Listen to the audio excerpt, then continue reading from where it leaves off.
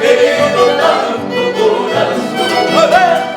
Corazón, corazón, pobrecito mi corazón, tú no más tienes la culpa, corazón, de haberla querido tanto, corazón.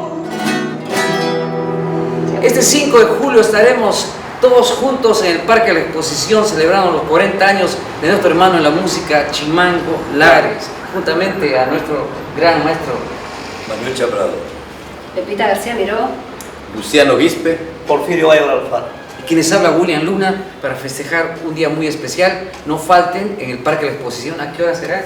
es desde las 4 de la tarde, el domingo 5 de julio, hasta las 9 de la noche habrá danza de tijeras, diferentes bailes que homenajean el agua, elemento importantísimo en nuestra vida.